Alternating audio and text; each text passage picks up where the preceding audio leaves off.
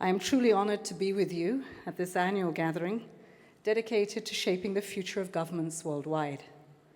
I thank our host, the World Government Summit Organization of the United Arab Emirates. I also commend the organizers of the Expo 2020 Dubai, who will use this gathering to showcase solutions for the Sustainable Development Goals. The UN system looks forward to supporting this important effort. In this fourth year of implementation of the 2030 Agenda for Sustainable Development, the world faces an imperative to accelerate our work. Certainly, there have been positive signs. In many countries, people are living better lives than they were a decade ago. There have been advances in promoting the rule of law and access to justice, though these are often uneven. Member states have made progress in strengthening institutions and improving public service delivery. There is also growing public scrutiny of government's commitments to the 2030 Agenda. Yet progress has not been rapid enough to meet the agenda's goals and targets by 2030, especially for the most disadvantaged and marginalized groups. The world remains on a trajectory of increasing inequality. It is facing armed conflicts, hunger, humanitarian crises, environmental degradation, the devastating impacts of climate change, rising intolerance, and the erosion of human rights. Multilateralism itself faces strong headwinds, precisely when it is needed most. It is up to us to bring back the trust and demonstrate the global institutions can meet the global challenges that people have such high expectations for. It is incumbent on us to ensure that we do not leave behind those that have already been adversely impacted by globalization. Leaving people, especially our youth, with a sense of unmet aspirations, no hope, and life without dignity is a recipe for chaos. It is our duty to meet what the Secretary-General of the United Nations recently called the biggest challenge that governments and institutions face today, to mobilize solutions to address the root causes of fear, exclusion, mistrust, anxiety, and anger. Excellencies, ladies and gentlemen, beyond their traditional functions, governments at all levels need to transform their ways of working in an era of unprecedented change, an era of changing demographics, of increasingly rapid technological advances, such as artificial intelligence, an era marked by changes in the way we live together, in the way our communities are shaped, an era of evolving labor markets, and with them, evolving expectations as to which skills our youth need to learn today to be equipped for the world tomorrow. They need to recognize the links between climate change and the broader 2030 Agenda. And we also need to share best practices on attracting financing for both. And they need to work in more integrated fashion, considering the impact of policies on multiple sectors, addressing the trade-offs, and building on synergies for results in people's lives. Many governments today have been creating or reforming institutional mechanisms to spearhead our SDG implementation through cross-cutting agency and cross-sector collaboration. Yet overcoming sectoral boundaries remains a challenge for many, many of our countries. We must all keep pushing the boundaries of transformation and the ambition that is required for these challenges. The 2030 Agenda provides a roadmap for mobilizing every segment of society, as well as the public, the private, domestic, and civil society. Governments at national and subnational levels have a key role to play in creating the space and the enabling environments for these actors and the opportunities they present for every challenge that we must face together. Civil society, and especially the media, play crucial roles in ensuring accountability and giving voice to the voiceless. Yet in many places, the space for civil society and for journalists is shrinking and becoming increasingly dangerous. We need to bolster democratic practices and create mechanisms for stakeholders to participate in shaping and building new solutions for people.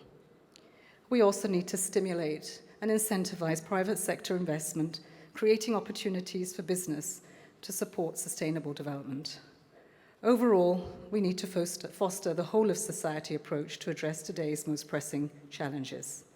Excellencies, ladies and gentlemen, we also need to invest in innovation and innovators.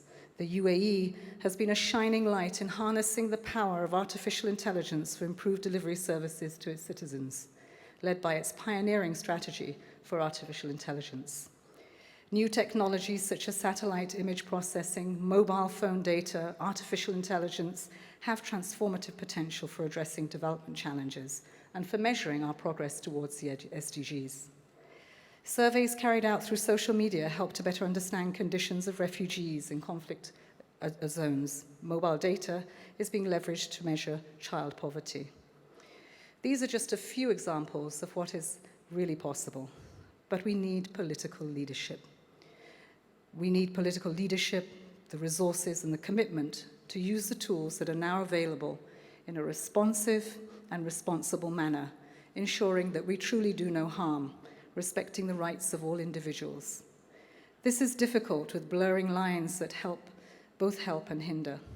We must recognize that new technologies pose challenges and can also exacerbate existing inequalities.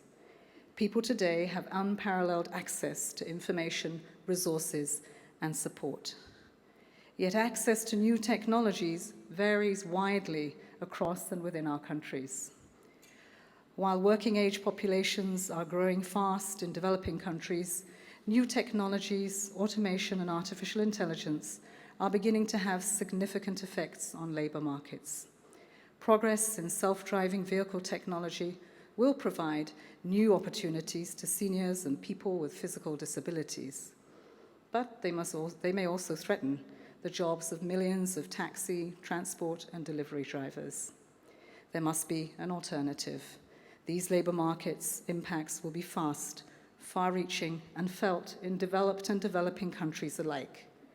Government leaders will need to be thinking innovatively on issues of reskilling, safety nets, and more specifically, education for tomorrow. These changes may also pose challenges for countries currently using traditional development pathways to grow their economies. A growing digital divide may further aggravate these circumstances and limit the opportunities of people to gain education, skill sets, healthcare, and employment.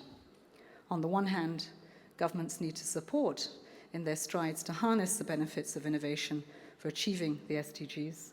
But on the other hand, governments may need new capacities to promote the equitable distribution of the benefits of new technologies.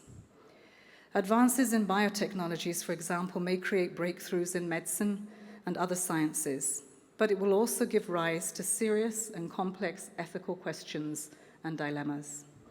Governments need to ensure that innovations are reaching and better fitting those furthest behind, especially those that are living in fragile and conflict-affected countries. They need to ensure education, training, and safety nets that support those who are sidelined by innovation. The Secretary-General's High-Level Panel on Digital Cooperation, which is led by Ms. Melinda Gates and Mr. Jack Ma, will be making their recommendations in May this year, providing us with ideas for how the international community can work together to harness the benefits of technology while mitigating the risks. Excellencies, ladies and gentlemen, the world's people look to us to address these formidable challenges with the common good in view and with the world's most vulnerable in mind. A more sustainable, secure, and prosperous future for all of us can be ours, but we must accelerate our work, increase the ambition, deepen the respect and the solidarity within and among nations. The United Nations, dynamic and renewed, will be your partner, your collaborator in this work.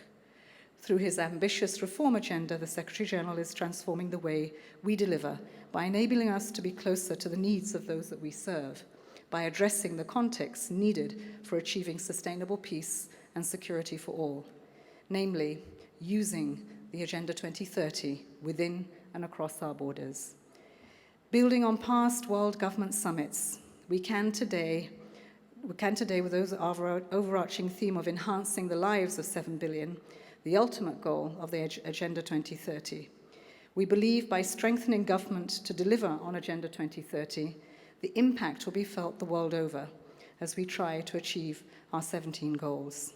We thank you for allowing us to come into this space and to engage and to build on the many years that you've put forth to strengthen, transform, and bring government to a new place in serving its people. I thank you.